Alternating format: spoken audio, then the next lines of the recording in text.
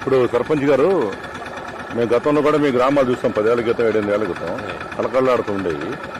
అసలు ఇప్పుడు మనుషులు కూడా కనపట్లేదు బయట. అసలు చాలా బ్రతకలేకండి ఇతర ఊర్లకి వెళ్ళి ఇక్కడ చేస్తే పువ్వులు అమ్మిన చోట కట్టెలు అమ్మితే బాగోదని ఉద్దేశం మీద హైదరాబాద్, ముంబై, చెన్నై, బెంగళూరు వెళ్ళి అక్కడ కూలీల కింద చేస్తున్నారు సార్.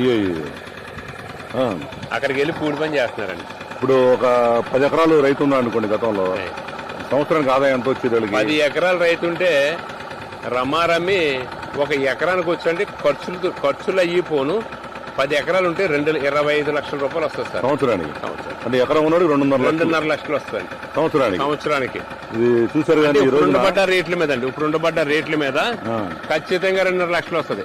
గత రేట్ల ప్రకారం అయితే 1,25,000 వస్తుంది సంవత్సరానికి.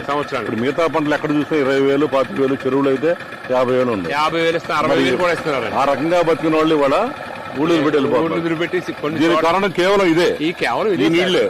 నేను నా భార్య తప్ప ఉన్న పిల్లలందరూ కూడా బయటకు వెళ్ళిపోయారు. మేము ఇద్దరే ఉన్నాం. అయ్యో ఇంకెవరు లేరండి. ఇదండి పరిస్థితి. ఈ నీళ్లు ఈ ఓఎన్జీసీ వలన వచ్చిన ప్రమాదం ఎప్పుడూ లేనిది.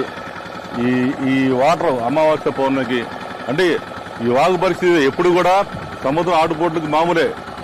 కానీ ఈ ఓఎన్జీసీ వలన మెయిన్ భూమి కుచించుకుపోయి భూమి డౌన్ అయిపోయింది, నీళ్లు మాత్రం అట్లాగే వస్తున్నాయి.